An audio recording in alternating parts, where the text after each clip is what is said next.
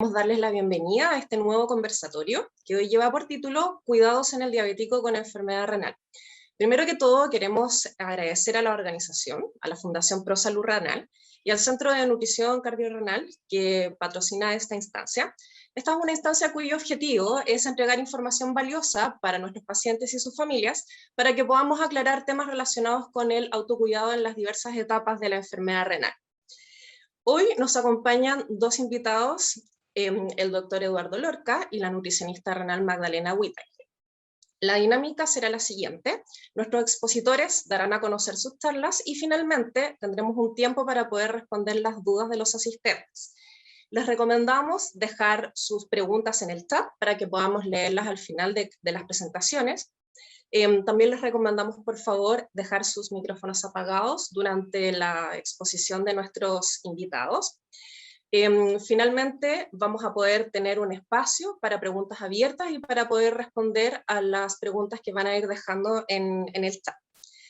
Ahora daremos paso a nuestro primer expositor, al doctor Eduardo Lorca. Él es nefrólogo, director de la Fundación Pro Salud Renal y además académico asistente del Departamento de Salud Metropolitano Oriente de la Universidad de Chile. Por favor, doctor, denos paso a su presentación. Hoy el doctor nos hablará de los aspectos médicos del cuidado del paciente diabético con enfermedad renal. Ok, Natalie, gracias. ¿Se ve ahí bien? Se ve bien, doctor. Ok. Primero que nada, gracias a todos nuestros pacientes que están presentes en esta reunión. Esta reunión está hecha para ustedes, ¿ah? La idea es que vamos a hacer con Magdalena presentaciones cortas, ¿ah? Para que tengamos espacio para compartir con ustedes. Entonces, yo voy a hablar obviamente de los aspectos nefrológicos, médicos de la enfermedad renal. Primero que nada decirles que en Chile vean ustedes cómo va creciendo la enfermedad renal. A mano izquierda está los valores de pacientes en enfermedad renal etapa 4, 5 prediálisis y en terapia de reemplazo renal, en este color verde punteado acá, ¿no es cierto? Y vean ustedes cómo se proyecta que crezca la enfermedad renal crónica en los próximos años hasta el 2030. ¿Ah? O sea, hay un aumento de la enfermedad renal etapa 4 de un 41%, de etapa 5 prediálisis 38,5% y de terapia de reemplazo renal nada más y nada menos que de 48,5%. O sea, casi se va a doblar el número de pacientes y ahora acá abajo que tenemos 25.000 en diálisis, vamos a tener 43.000 en diálisis para el 2030, lo que significa, por ejemplo, que vamos a tener que doblar el número de centros de diálisis en Chile.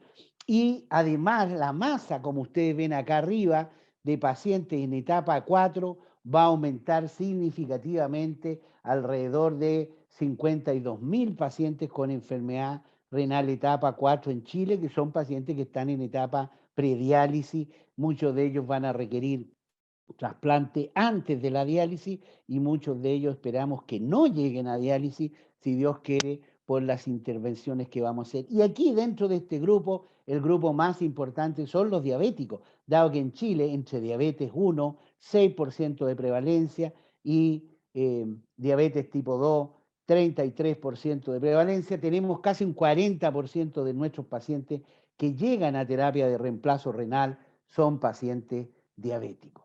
Esto tiene un impacto enorme para el país y para las personas. Vean ustedes en este trabajo, que es del año 2016, donde se ve los costos de las complicaciones de la diabetes en pacientes chilenos. Estos son datos nuestros, datos de Chile. Vean ustedes, pacientes con diabetes mellitus sin complicaciones al año cuestan $12.000. ¿Ah? Un número que para muchos de nosotros es un número enorme, ¿no es cierto? Porque dólar tiene un peso grande en nuestra visión de lo que es el gasto económico.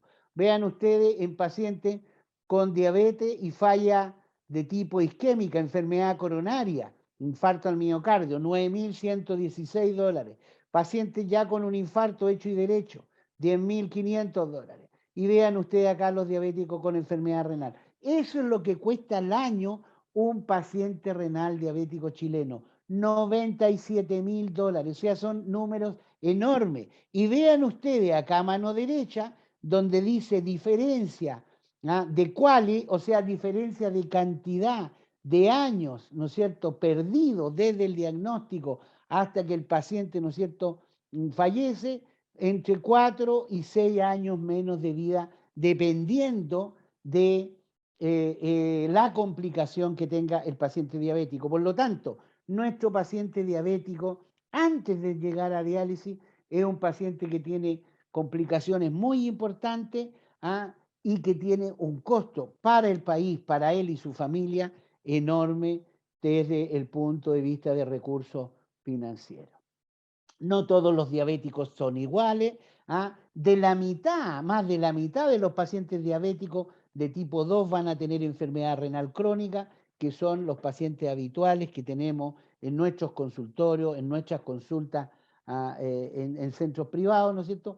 Más de la mitad de los pacientes diabéticos tipo 2 van a tener enfermedad renal crónica, pero aquí yo les quiero contar de un concepto que no todos los enfermos renales son iguales diabéticos. Hay pacientes, por ejemplo, que tienen pérdida de proteína, acá dice albuminuria, sin insuficiencia renal, más o menos el 34% de los pacientes diabéticos tienen esta condición. Esta es una condición que tiene bastante buen tratamiento, que tiene la posibilidad de regresión del daño renal, que tiene posibilidad de no avanzar hacia enfermedad renal crónica terminal, por ejemplo, pero hay un grupo acá de diabéticos arriba, en este color violeta, ¿no es cierto? Y aquí al medio, en este color naranja más oscuro, tenemos alrededor de un 20%, 22% de pacientes que tienen otra manera de ser, otro fenotipo, como llamamos los médicos, uno que es con insuficiencia renal, que no pierde proteína en la orina, ¿no es cierto? Este grupo es particularmente muy agresivo, progresa muy rápido a falla renal y lamentablemente se ha visto más frecuentemente en mujeres, ¿no es cierto?, gorditas, con su perímetro cintura aumentado, son gente de edad media, 40, 50 años. Lamentablemente este grupo son progresores rápidos, o sea, avanza rápido la enfermedad renal. Y por supuesto el grupo clásico de un 13% que tienen insuficiencia renal y albuminuria en este estudio, donde este grupo también es un grupo de alto riesgo para llegar a enfermedad renal. Entonces el concepto en esta diapositiva es decirle que más de la mitad de los pacientes diabéticos en Chile van a tener enfermedad renal crónica, pero que no son iguales los tipos de enfermedad renal crónica. Hay un porcentaje importante que va a tener una enfermedad que es tratable, que es recuperable, que puede regresar la falla renal, que pueden no llegar a diálisis,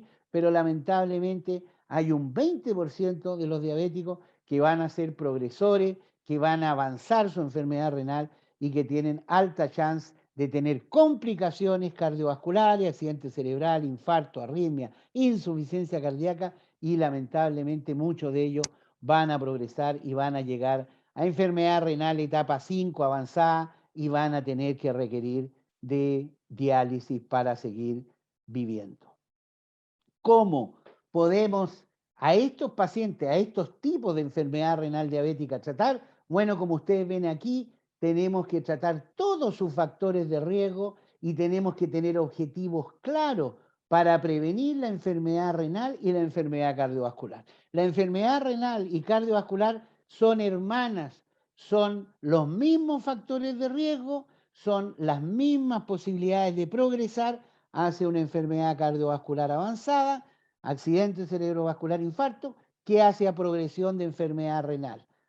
Y por lo tanto nos tenemos que hacer cargo con ustedes, con nuestros pacientes, de controlar mejor la glucosa. Ojalá tener el nivel de control de hemoglobina glicosilada bajo 7%. Obviamente en pacientes adultos mayores, pacientes frágiles, pacientes postrados, probablemente no vamos a poder llegar a ese grado de control y vamos a tener que ser un poquitito más laxo con la meta de control de diabetes, pero en la gran mayoría de los pacientes vamos a tener que llegar a menos de 7%. Otro elemento súper importante en nuestros pacientes diabéticos con enfermedad renal es tener bien controlada la presión arterial. Ojalá en aquellos que tienen pérdida de proteína por la orina, ¿no es cierto?, tener una meta de presión arterial estricta, menor de 130, 80 milímetros de mercurio, y nosotros los médicos trabajar con el equipo de salud y con nuestros pacientes para obtener esa meta. En los pacientes que no tienen pérdida de proteína por la orina, el control de presión va a ser un poco más laxo y basta con tener la presión arterial menos de 140/90.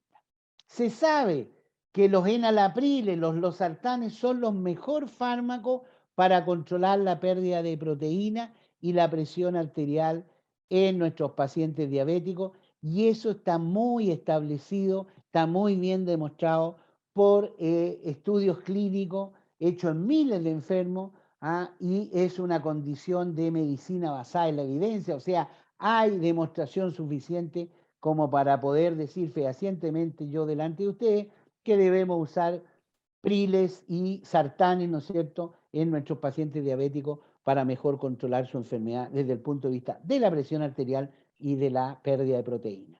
Y por último, siempre va a ser importante también que nuestros pacientes tengan controlados los lípidos, dado que los pacientes diabéticos tienen un perfil aterogénico de producir mayor daño vascular por placas de grasa y calcio, placas de ateroma.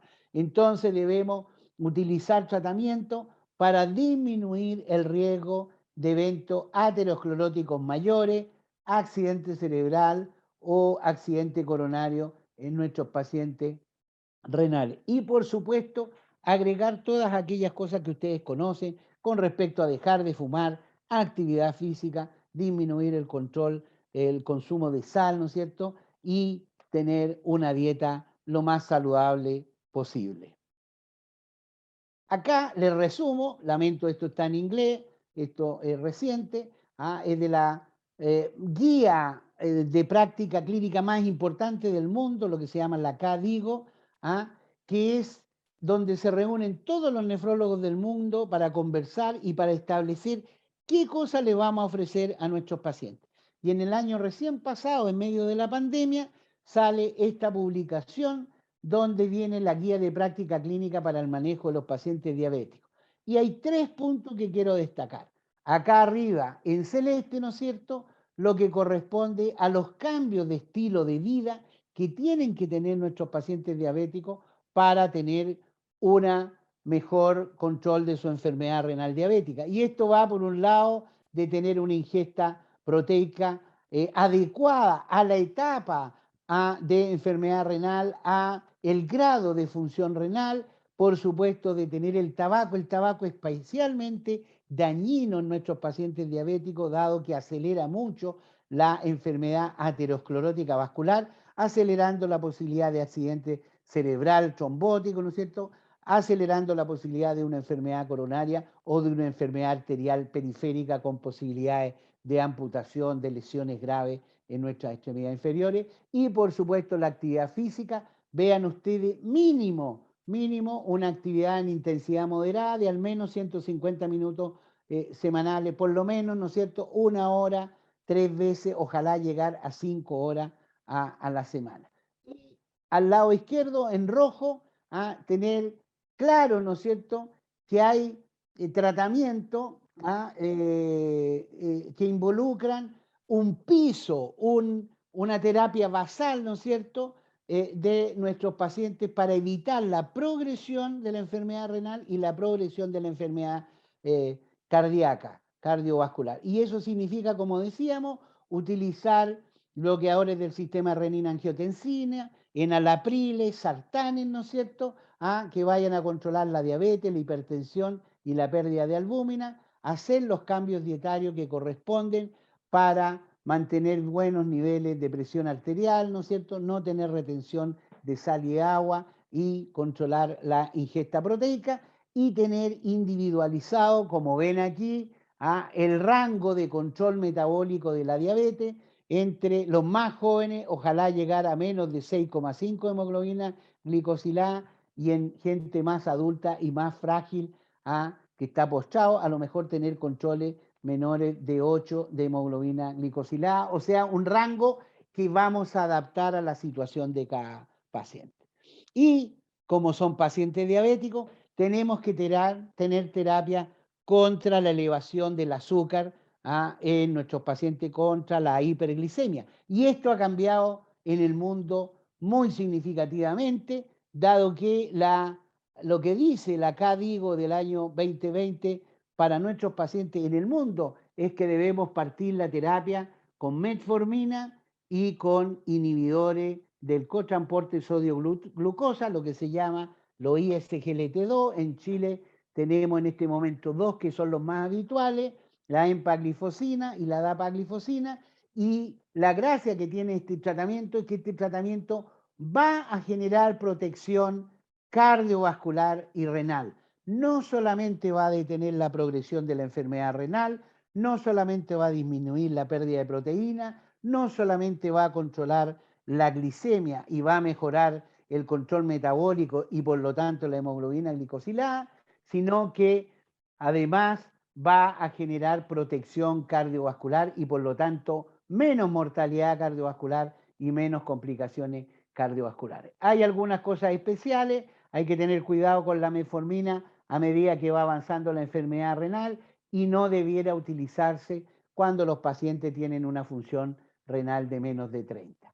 Y los inhibidores SGLT2, hasta ahora ya sabemos que se pueden usar en forma segura hasta 20 ml minuto de función renal. Todo esto, todo este programa de tratamiento debe ser hecho con ustedes en un programa educativo basado en un equipo de salud que se haga cargo de ustedes, donde no solamente está, por supuesto, el médico nefrólogo, sino que está el médico de la atención primaria, las nutricionistas, las enfermeras, los químicos farmacéuticos y también debiéramos incorporar a kinesiólogos para que enseñen a nuestros pacientes kinesiología médica, o sea, ejercicios que vayan a generar protección cardiovascular y renal y control del peso en nuestros pacientes. Últimamente han aparecido varios fármacos más que ustedes van a ir escuchando, de los que más se habla últimamente fuera de los ISGLT2, ¿no es cierto?, como la empaglifosina y dapaglifosina. Hay otros fármacos, los bloqueadores de una hormona que se llama la endotelina 1, el atrasentan, y el otro, los bloqueadores del receptor de mineralocorticoides. Algunos ya los han usado, hay pacientes míos aquí que han usado espironolactona y plenerona, y ahora salió este último, la finrenona. O sea, hay novedades de medicamentos que van a detener la enfermedad renal diabética, disminuyendo la pérdida de función renal y, como ustedes ven aquí, teniendo porcentajes importantes de reducción de la pérdida de proteína por el riñón. Así que ha sido este periodo de los últimos 6 años un gran periodo para nuestros pacientes renales diabéticos, porque han habido importantes avances en la terapia farmacológica de esta enfermedad y que está cambiando el futuro de nuestros pacientes renales diabéticos. Así que, para concluir mi presentación, la diabetes es una enfermedad prevalente en Chile, el 12,3% de la población, con incidencia en aumento, tanto en diabetes tipo 1 como diabetes tipo 2. Esta es una enfermedad crónica que tiende a progresar y en la que hay que actuar de manera precoz e intensa para prevenir las complicaciones a largo plazo, cardiovasculares, renales, retinales y neurológicas. El tratamiento de la diabetes y sus complicaciones debe ser multifactorial, como acabamos de ver, debe ser preventivo, mientras más temprano mejor, precoz, ¿no es cierto?, personalizado, hay que ajustarlo a cada paciente en su condición, su edad, su actividad, etcétera, y participativo, donde haya un diálogo con los pacientes, una decisión compartida de qué es lo que vamos a hacer, cuál es su futuro con estas terapias. Y los esquemas terapéuticos que lentecen la pérdida de función renal, reducen la pérdida de proteína, también otorgan protección cardiovascular. Esos esquemas son los que deben ser indicados y prescritos a los pacientes diabéticos con enfermedad renal, y nosotros en la Sociedad Chilena de Nefrología estamos luchando porque se realicen estos cambios en las canastas G para nuestros pacientes renales diabéticos. Muchas gracias por la atención. Dejo de compartir. Muchas gracias, doctor, por su presentación. Ahora vamos a continuar con la siguiente charla, que estará a cargo de la nutricionista renal Magdalena Whittaker. Ella es una de las fundadoras del Centro de Nutrición Cardiorrenal. Y hoy Magdalena nos hablará de los aspectos nutricionales de los cuidados nutricionales del paciente diabético con enfermedad renal. ¿Se ve bien? Sí, se ve bien. Ya, perfecto. Vamos entonces, saludos a todos, un cariñoso abrazo. Vamos a hablar un poquito hoy día sobre entonces lo que nos comentaba Nati también, y a continuación de lo que nos comentaba el doctor. Para los que no me conocen, mi nombre es Magdalena Whittaker y soy nutricionista renal. En relación un poquito a lo que es la diabetes y la enfermedad renal crónica, tal cual como nos había comentado el doctor, tenemos que saber que la enfermedad renal va a estar relacionada con la diabetes, y esta nefropatía diabética que muchas veces ustedes han escuchado en su consulta con nefrólogo, también en las consultas con nosotras, es una de las principales causas de desarrollo de enfermedad renal en Chile. Por lo tanto, debido también como al aforo que hemos tenido hoy día, nos damos cuenta de que hay mucho paciente renal y mucho paciente diabético a la vez. Tenemos que saber también que el control glicémico, o sea, cómo yo maneje las glicemias en mi vida o en mi esquema de vida diaria, puede provocar que la enfermedad renal avance más rápidamente de lo esperado. Y obviamente ese va a ser uno de los objetivos que nosotros también vamos a tener con ustedes en el control nutricional, a modo también de poder ir individualizando un poco la terapia nutricional en relación a cada paciente.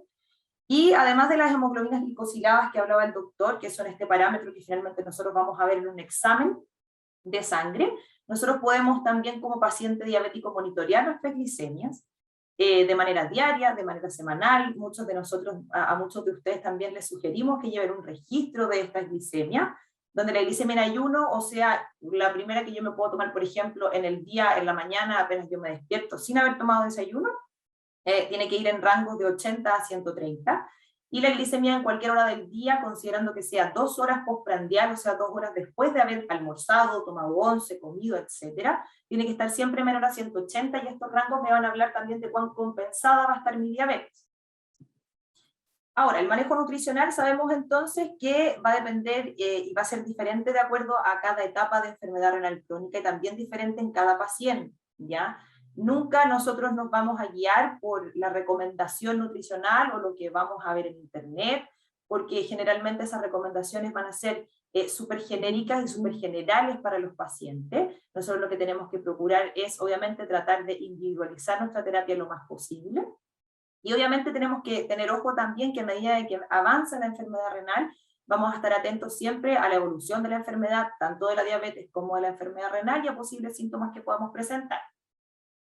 En relación a esto también tenemos entonces que cuando nosotros tenemos esta terapia nutricional del paciente con diabetes y con enfermedad renal, muchas veces hemos escuchado conceptos de proteínas, de carbohidratos, de consumo de sal, de índice glicémico muchas veces, de azúcares, de porciones, de etiquetado nutricional, y eso muchas veces como paciente nos va a confundir y nos van a entrar muchas dudas en relación a cómo yo abarco todo esto siendo solamente un paciente con enfermedad renal y con diabetes.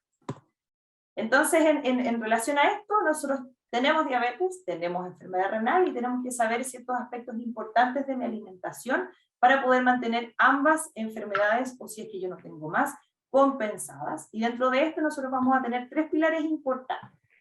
En primer lugar, vamos a tener el control de la presión arterial, y ya les voy explicando que Rosa del Carmen, cierre su micrófono, porfa. Vamos a ir viendo entonces ciertos pilares importantes, como lo que es el control de la presión arterial, como les decía, el consumo de proteínas y el control estricto de mis glicemias. En primer lugar, entonces, tenemos lo que es el control de la presión arterial. Tenemos que tener primero siempre clarito que nosotros, al ser diabéticos y al tener enfermedad renal, muchas veces esta enfermedad va a ir asociada a hipertensión, y si es que no es así, el tema del consumo de sal también va a ser muy importante para mantener finalmente compensada la enfermedad renal, la diabetes y las otras enfermedades que yo pueda tener también. Entonces, en primer lugar, vamos a disminuir el consumo de sal, de mesa principalmente, y los alimentos que también sean altos en sodio, ¿ya? ¿Cómo nosotros vamos a disminuir el consumo de sal? Principalmente, la primera recomendación que muchos de ustedes pueden haber escuchado de parte de nosotras también, es el hecho de cocinar sin sal, ¿ya? Generalmente cuando nosotros cocinamos con sal, el hecho de por haber finalmente temperatura y agua de cocción, vamos a provocar que yo le tienda a echar más sal a esa preparación de la que realmente necesita, porque la sal se evapora y también se diluye. Entonces vamos a procurar cocinar sin sal y agregar cierta cantidad de sal, que nosotros podamos medir, como en sachet de sal típicos los que aparecen acá en la imagen, o con tapitas de lápiz Bic, que finalmente todos los chilenos vamos a tener un lápiz Bic en casa, y lo vamos a aprovechar, lo vamos a tratar de medir siempre diariamente, de acuerdo a la cantidad que nosotros tengamos indicado por la nutricionista, y de acuerdo al control de mis presiones también. Entonces, una vez que nosotros tengamos el plato de fondo y la ensalada listos para ser consumido, vamos a agregar esta cantidad de sal, y esta va a ser la cantidad de sal libre finalmente que yo voy a tener a mi disposición para poder agregarla a mis preparaciones como a mí más me gusta. Ahora, ¿cómo sé qué alimentos van a tener sodio? Principalmente, y hoy día sabemos que si vamos al supermercado vamos a tener una gran variedad de alimentos y de productos que finalmente vienen muy etiquetados, muy importados, muy listos para el consumo. Yo siempre le digo a mis pacientes, el alimento mientras más listo para el consumo venga y mientras más abrir y comer venga, más sal va a tener, porque la sal se va a utilizar como conservante y como preservante también, ¿ya? ¿Cómo nosotros vamos a saber qué alimentos tienen sodio? Principalmente siempre nos vamos a fijar en lo que es el etiquetado nutricional de los alimentos y en la cantidad de sodio que éste vaya a aportar por porción, porque la porción va a ser generalmente la cantidad de ese alimento más cercana a la que yo me voy a comer de una vez. Por ejemplo, si en el caso de este mismo etiquetado, pongámonos en el ejemplo que estas son unas galletas, 3 unidades van a corresponder a una porción, ¿ya? ¿Cómo yo sé que un alimento va a ser bajo en sodio? Cuando aporta menos de 140 miligramos por porción. O sea que este numerito que tenemos acá al final, a la derecha, sea menor a 140 miligramos. Y obviamente también leer el listado de ingredientes de los alimentos, porque muchas veces va a venir este producto o este alimento va a venir con sal escondida, por así decir, donde puede venir con otros con otros nombres, como glutamato monosódico, como benzoato de sodio, sorbato de sodio, y así tenemos muchos apellidos para el sodio, y estos finalmente nos van a ir indicando qué cantidad de sal tiene ese alimento, y también en qué forma, ¿ya? Ahora finalmente sabemos entonces que tenemos que cocinar sin sal, que tenemos que medir la cantidad de sal que yo voy a consumir durante el día. Vamos a saber también qué alimentos finalmente elegir mediante la lectura del etiquetado nutricional, pero nosotros cómo vamos a reemplazar la sal en la cocina. Y aquí siempre viene la parte más entretenida para aquellas que cocinan en casa, todo lo que sea condimento, especie, hierbita varia para cocinar, siempre y cuando sea natural, está permitido, ¿ya? Nosotros podemos cocinar con orégano, con ajo, con jengibre, con apio, con cebollín, y así podríamos estar todo el día nombrando hierbitas varias, obviamente considerando que sean naturales, ¿ya? Y ahí obviamente nosotros vamos a poder darle mayor variedad a nuestra alimentación y más sabor en reemplazo de lo que es la sal. Entonces, siguiendo con el tema de la sal, no va a ser lo mismo, por ejemplo, ir al supermercado y comprar sopitas para uno, comprar caldos Maggi o caldos cualquiera sea la marca, comprar, por ejemplo, si tenemos alguna festividad importante en la casa, hacer completos o pedir pizza o agregados para el pan, por ejemplo, utilizar como patés, salames, etcétera, o salsas listas para el consumo. Y cómo nosotros podemos reemplazar este tipo de productos que muchas veces pensamos que son más fáciles y más accesibles, sin embargo tenemos muchas alternativas como reemplazarlas, y principalmente procurar de que estas sean lo más caseras posible o elaboradas lo más caseras posible, ¿ya? Como sopitas, por ejemplo, que yo puedo hacer con verduras que compré en la feria, caldos concentrados que se pueden hacer con verduras naturales en la casa también, reemplazar estos tipos sándwiches tipo comida rápida, completos por sándwich que yo puedan tener mayor aporte de fibra al yo agregarle también más verduras, y disminuir también el consumo de embutidos o ultraprocesados. De agregados para el pan lo podemos reemplazar por patitas de pollo que yo puedo hacer en la casa, por ricota. Si tenemos alguna festividad importante en la casa, podemos hacer incluso un panorama familiar que sea más entretenido, que involucre a todos los integrantes de la familia, y en vez de pedir la pizza a algún local como de comida rápida, nosotros podemos hacer un panorama, como les decía, y hacer la pizza en la casa con ingredientes que sean más naturales y que obviamente contengan menos sal. Y también elaborar estas típicas pastas que podemos encontrar en el supermercado, elaborarlas de manera más casera. En relación al consumo de proteínas, es importante también que sepamos que el paciente diabético, si bien tiene que controlar el consumo de proteínas, eso no significa que tengamos que eliminarlas de la dieta. Ya el consumo de proteínas va a estar muy de la mano también con el control de mis glicemias. Por lo tanto, es importante que nosotros podamos disminuir la porción de proteína en el plato, no eliminarla. Y obviamente esa indicación nosotros la vamos a ver en la consulta con el paciente, dependiendo de lo que cada paciente necesite. Y preferir aquellas alternativas o aquellas proteínas que tengan un menor contenido de grasa y que sean de mejor calidad. Pero finalmente la idea es poder elegir proteínas que sean saludables para mis riñones. No es lo mismo comerse un costillar de cerdo que comerse un pedazo de pescado o comerse un huevo, o incluso elegir alternativas que sean de origen más vegetal, como las legumbres, ¿ya? Y en relación a lo que son el control de las glicemias, acá esta parte también es muy importante en relación a cómo yo voy a mantener el azúcar en la sangre. Va a hablar mucho de la compensación de mi diabetes y por ende, como yo les había comentado al principio, de cuán rápido va a avanzar mi enfermedad renal. Entonces, en primer lugar, tenemos que saber dónde está el azúcar, porque no necesariamente el azúcar va a estar en el azúcar que yo le echo al té o en el azúcar que yo voy a encontrar en una mermelada, sino que puede estar en un montón de productos y que no lo sabemos identificar. Por lo tanto, tenemos que tener primero claro que algunos productos van a contener azúcar, ¿ya? Dicen no tenerla, pero la pueden tener con otro nombre, como por ejemplo, jarabe de alta fructosa o jarabe de maíz de alta fructosa, jarabe de glucosa, de otras formas también como la miel, el almíbar, caramelo, chancaca, panela, fructosa, maltosa, sacarosa, ¿ya? Y obviamente algunos alimentos también van a contener azúcar, pero de manera natural, ¿ya? Y esto, ojo aquí, que no significa que el alimento sea malo o poco saludable. O sea, la fruta, por ejemplo, que también vamos a hablar de eso, va a contener azúcar, pero va a contener azúcar de mejor calidad que tomarse un té con azúcar, claramente. Muchas veces nosotros tendemos a satanizar ciertos alimentos, así que yo no puedo comer fruta después de las 6 de la tarde, o que no puedo comer fruta durante todo el día, porque va a afectar mis glicemias, y principalmente eso justamente es lo que nosotros tratamos de ajustar con el paciente y elaborar un plan de alimentación que sea adecuado para él y desmitificar ciertos conceptos. Ahora, ¿cómo reconocer este azúcar? En el listado de ingredientes de los alimentos, si bien como yo ya les había comentado, puede aparecer como azúcar como tal, pero también puede aparecer como caramelo, que finalmente es azúcar, puede aparecer como jarabe de maíz, que finalmente es azúcar, pero va a ser como esta azúcar escondida que yo les decía y que muchas veces va a ser mucho más mala, por así decir, que el azúcar como tal, porque son más procesadas y más refinadas. Ahora, en relación a la práctica, y aquí van algunos tips, yo les podría estar hablando muchísimo rato en relación a la diabetes y la enfermedad renal, porque hay muchos temas que tocar, pero nos vamos a ir con temitas un poquito más prácticos que nos pueden también ayudar en el tema de ir tomando mejores decisiones al momento de ir al supermercado, al momento de ir a la feria o al momento de comprar la mercadería. Nosotros tenemos acá varias alternativas para, por ejemplo, endulzar el tecito o endulzar ese café que yo me quiero tomar al desayuno, o el agua de hierba, lo que sea. Principalmente acá como recomendación en relación a lo que es edulcorantes, tratar de evitar la sucralosa o cualquier endulzante que finalmente sea artificial, ¿ya? Esto está súper demostrado que finalmente va a ser más perjudicial que beneficioso para el paciente no solo renal, sino que para el paciente diabético, que tenga otras patologías también. ¿Y cómo las vamos a reemplazar?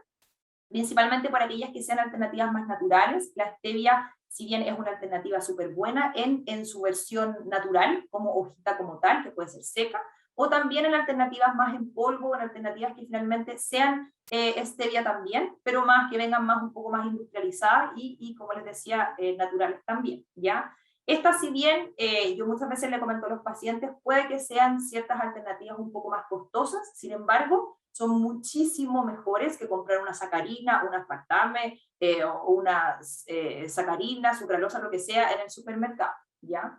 Y obviamente, si nosotros nos fijamos, este envase, por ejemplo, que nosotros lo podemos encontrar en supermercados habituales, va a venir de 1,5 kg y obviamente nos va a durar aproximadamente muchísimos años, porque son finalmente endulzantes que duran mucho en el tiempo. En relación a lo que es el pan, nosotros acá tenemos, y les quise poner a propósito, este pan llamado Perfecto, ¿ya? Donde mucho paciente diabético que asiste a la consulta consume este pan, porque se lo recomendaron, porque se los indicó tal persona, etc.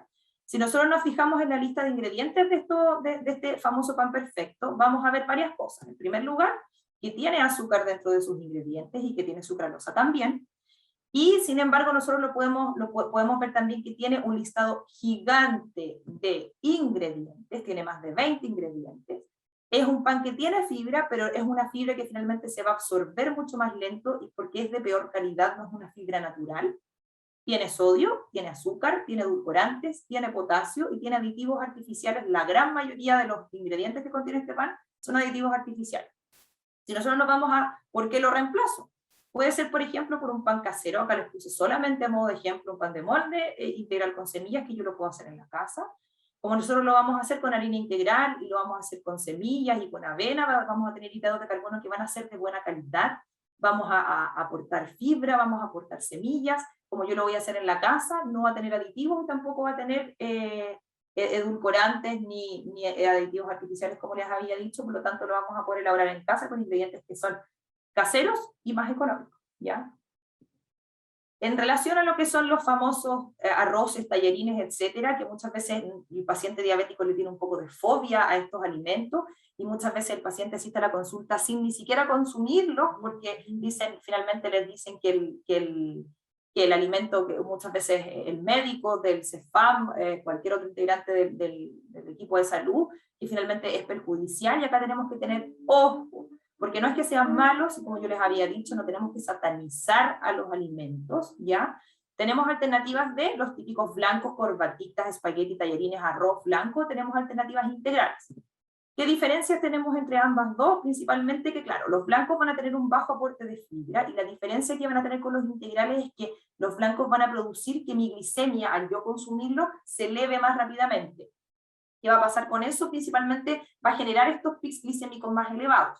No nos vamos a morir por esto, sin embargo tenemos que considerar que la porción que la nutricionista nos va a enseñar a medir durante la consulta es muy importante, porque no es lo mismo comerse 3 tazas de fideo que comerse 3/4 de taza o una taza, que eso obviamente se va a ir habituando de acuerdo al requerimiento de cada paciente.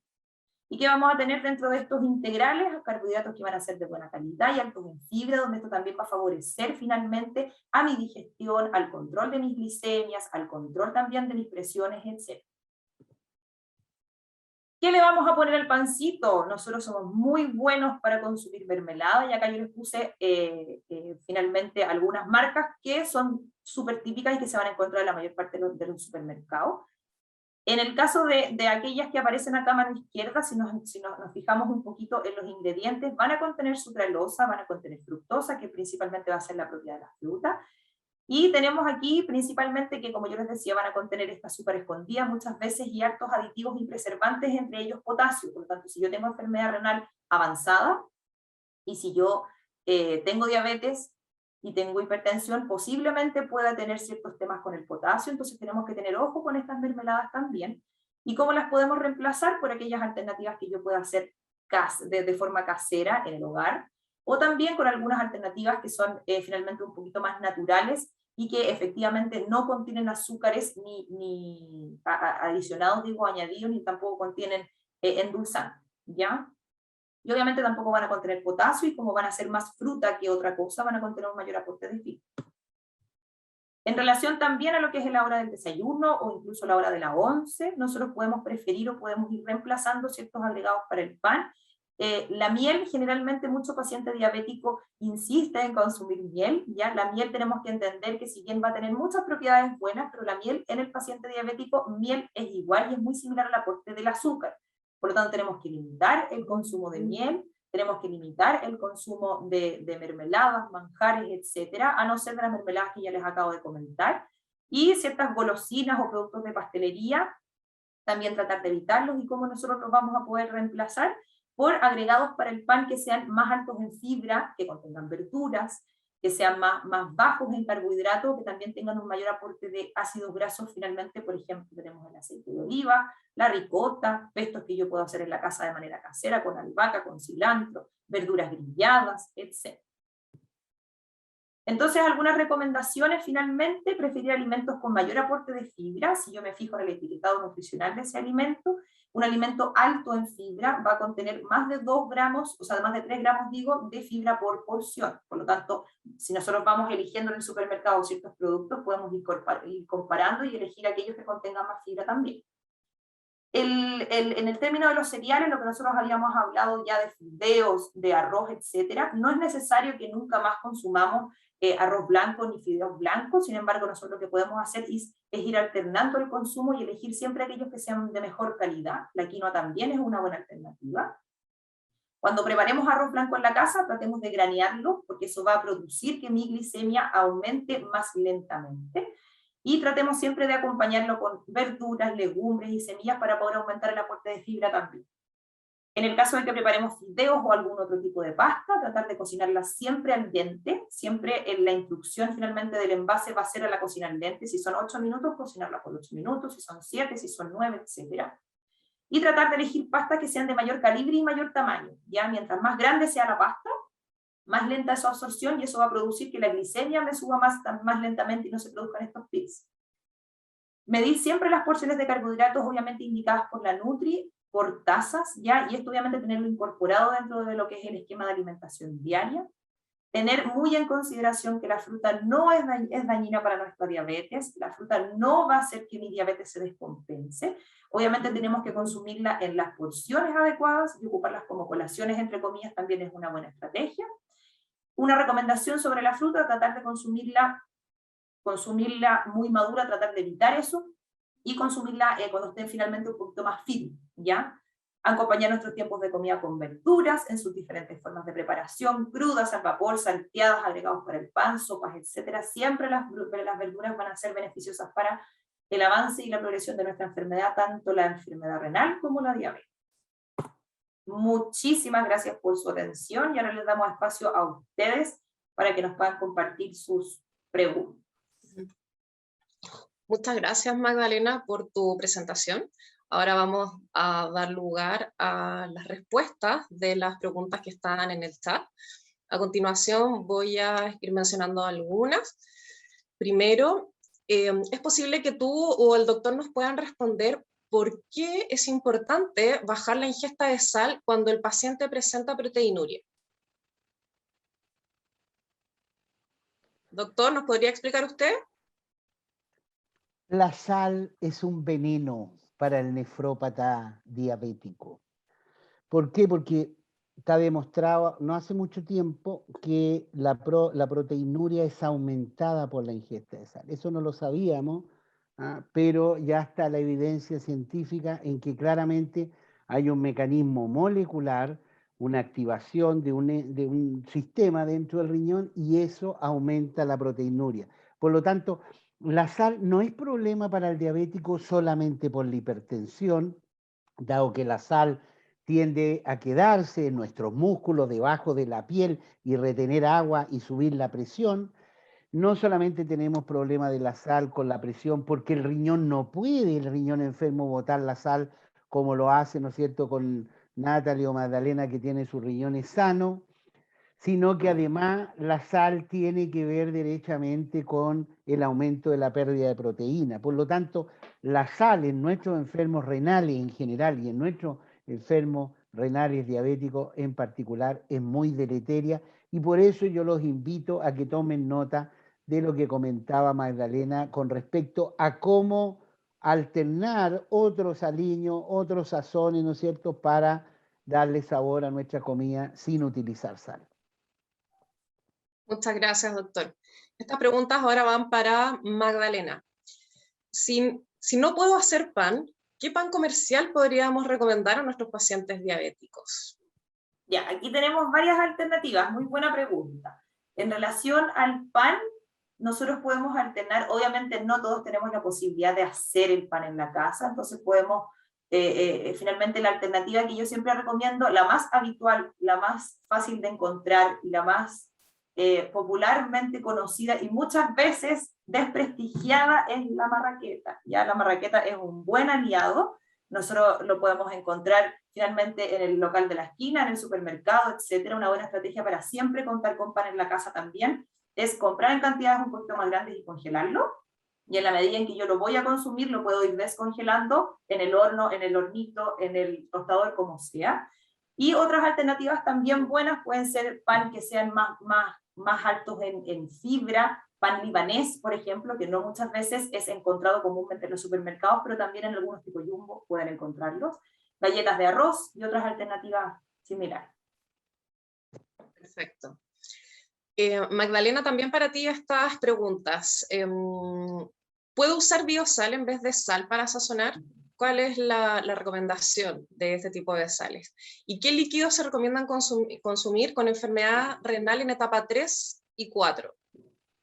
Ya, en relación al tema de la biosal, no consumamos biosal. Ya, la biosal puede ser para otro tipo de pacientes, pero lo que pasa con la biosal es que contiene un mayor aporte de potasio. Le sacan un poco el sodio y le ponen potasio. Entonces, si yo estoy en la consulta con un paciente y el paciente me dice que tiene, por ejemplo, tiene el potasio alto, o incluso lo puede tener dentro de rangos normales, cuando tenemos enfermedades renales que son un poquito más avanzadas, finalmente el riñón pierde la capacidad de poder eliminar el exceso de potasio por la orina, aumenta en la sangre. Entonces yo no saco nada con decirle al paciente que no coma tomate, o que no coma kiwi, o que no coma otros alimentos que tienen potasio, si el paciente va a estar agregando igual potasio por medio de esta biosal. Ya, idealmente tratar de evitar la biosal y utilizar sal común para nosotros en términos de sodio como tal. La sal común o sales más de elite, por así decir, como la sal de mar, la sal del Himalaya, etcétera, van a ser iguales en términos de cantidad de sodio que aportan. Ya, por lo tanto, la cantidad que nosotros vamos a consumir, eso va a depender también de la indicación que nosotros le demos en la consulta a cada paciente, porque eso también se tiene que individualizar. Perfecto. ¿Y referente a los líquidos, Magda? ¿Cuál era la pregunta, perdón? ¿Cuáles son los tipos de líquidos que se pueden consumir en etapa 3 y 4 de la enfermedad renal? ¿Cuáles líquidos? Ya, generalmente, y lo que yo les comenté varias veces también en la presentación, es tratar de volver a lo natural y volver a lo que yo puedo elaborar de manera más casera en la casa. Yo soy súper talibana con eso, en relación a tipo jugos en polvo, aguas saborizadas tipo Aquarius, más, cachantú más, etcétera. Tratar de evitarlas porque estas es lo que pasa generalmente, están llenas de edulcorantes, muchas de ellas, la mayoría, por no decir todas, tienen sucralosa, no tienen solamente stevia, que finalmente vendría siendo como el edulcorante que nosotros vamos a recomendar más a grosso modo a los pacientes diabéticos, y vamos a preferir entonces alternativas que puedan ser un poquito más naturales, como por ejemplo hacer aguas saborizadas en la casa, evitando aguas de cocción, sino que con hojitas de menta, con hojitas de melisa, con cascaritas de naranja, con trocitos de frutos rojos, etcétera, y volver, como insisto, más a lo natural y evitar aquellos tan ultraprocesados o alimentos o productos que finalmente están llenos de químicos y tienen pocos ingredientes naturales. Perfecto, Magdalena, gracias. Ahí nos respondiste a la segunda pregunta, que era de los jugos dietéticos. ¿Qué opinas de los alimentos integrales? ¿Es mejor comer pan blanco o alimentos integrales? Ya, los alimentos integrales siempre son bienvenidos. Como yo les decía, los alimentos integrales finalmente van a contener un mayor aporte de fibra, y yo al aumentar el aporte de fibra va a tener un montón de beneficios a nivel de diabetes y a nivel de enfermedad renal, ¿ya? Obviamente esta indicación se tiene que individualizar también, porque nosotros vamos a ir haciendo ciertas indicaciones de acuerdo a todo el contexto del paciente. Si hay un paciente que tiene un potasio extremadamente elevado, posiblemente vamos a tener que sacar algunos alimentos integrales, pero si hay un paciente que tiene el potasio dentro de rangos súper normales, se puede ir manejando dependiendo de cada paciente, ¿ya? Obviamente la restricción del potasio también la vamos a ir haciendo de acuerdo a cada paciente, como digo, y en escalas del consumo que cada paciente tenga de estos alimentos más altos en potasio, ¿ya? Pero el alimento integral o el pan integral o cualquier tipo de carbohidrato integral siempre va a ser bienvenido para el paciente diabético enfermo renal. Perfecto. Ahora tenemos acá unas preguntas para el doctor. Doctor, ¿qué daño causa el ácido úrico en los riñones? El ácido úrico básicamente es un trastorno metabólico que tienen algunos pacientes, pero en enfermedad renal se va dando una acumulación de ácido úrico y sus metabolitos porque el riñón funciona menos, y una de las funciones es eliminar el ácido úrico como urato. Entonces, tenemos dos grupos, los que tienen, ¿no es cierto?, este trastorno metabólico, que tiende a la artritis gotosa, a la gota, a una inflamación de las articulaciones, y a la producción de cálculos renales de ácido úrico. Eso es la enfermedad por hiperuricemia sintomática, clínica, y que puede venir, ¿no es cierto?, produciéndose mucho antes de llegar a enfermedad renal. Pero también existe, ¿no es cierto?, un daño crónico en los pacientes que tienen hiperuricemia, porque el ácido úrico permea, facilita, favorece el daño renal por la hipertensión.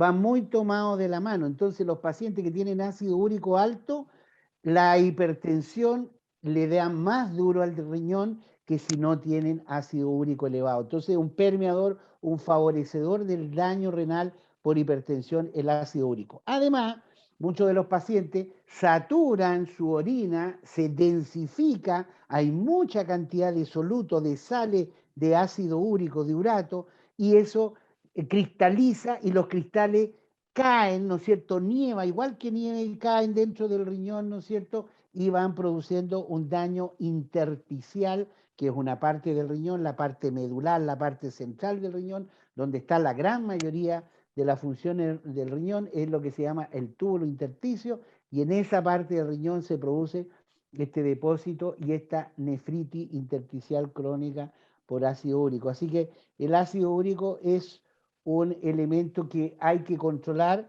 principalmente para que nuestros pacientes no tengan síntomas, los síntomas clásicos, la artritis gotosa y los cálculos, ¿no es cierto?, de ácido úrico, y tratar de disminuir este daño renal directo por ácido úrico. Lo lamentable es que, valga la redundancia, lamentablemente los estudios que han salido últimamente no han demostrado que los fármacos que bajan el ácido úrico protejan al riñón y eviten la progresión de la enfermedad renal. Entonces, quedó un poco en el aire en el último tiempo qué hacer con el ácido úrico. La idea es que si tiene un paciente síntomas asociados a ácido úrico alto o tiene un nivel mayor de 7, valdría la pena bajarlo para evitar sobre todo los síntomas clínicos de la hiperuricemia. Pero no hay al día de hoy una evidencia científica que tratando el ácido úrico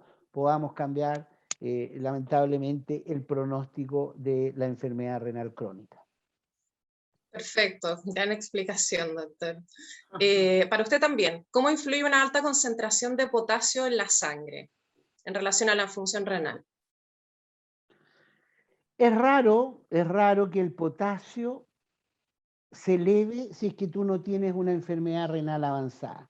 Lo típico, ¿no es cierto?, es que nosotros bajo 30 ml minuto de función renal ya empezamos a tener problemas con el potasio, para qué decir bajo 20 ml minuto, y muchos de ustedes lamentablemente han sufrido hospitalización por hipercalemia, por hiperpotasemia, por potasio elevado. ¿Qué condiciones tienen que ver con tener el potasio alto antes de esa función renal? La diabetes. Lamentablemente el 15 al 20% de los diabéticos tienen una falla hormonal que se llama hipoaldosteronismo hiporreninémico, o sea, baja aldosterona, baja renina. Se ven un grupo de diabéticos, tienen función renal de 45, de 50, de 40, y tienden a tener hipercalemia. Hay que tener cuidado con esos pacientes, sobre todo si están tomando priles o sartane, sobre todo si el doctor Lorca se le ocurrió darle espironolactona, porque pueden hacer más hipercalemia en función renal mejor, más alta. Así que ese es un grupo especial de enfermos renales diabéticos que pueden tener tendencia a la hipercalemia con mejor función renal. Ahora, en general, los diabéticos, los no diabéticos, con menos de 30 ml minuto empiezan a tener problemas con el potasio, sobre todo si hacen ingestas bruscas, cargas de potasio, ¿no es cierto?, porque el otro órgano que nos ayuda, el colon, no es capaz de manejar una carga aguda de potasio.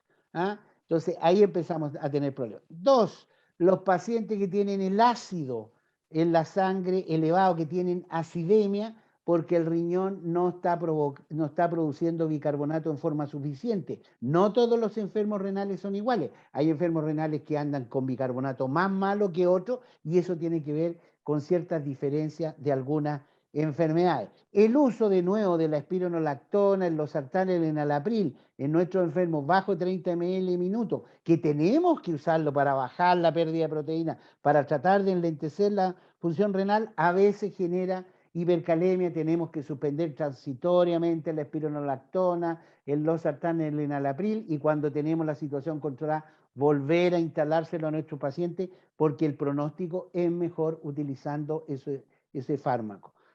Y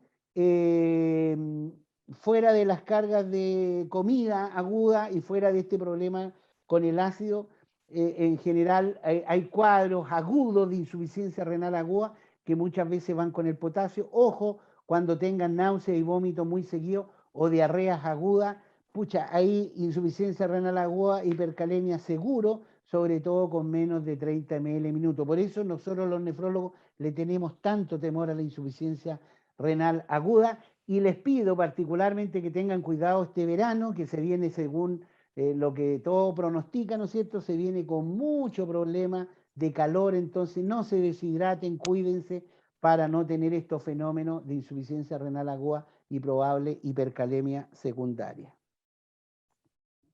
Gracias, doctor. Tenemos dos últimas preguntas en honor al tiempo para Magdalena. Para un paciente que está tomando ketosteril, ¿eso significa que no puede comer pollo, pavo o pescado?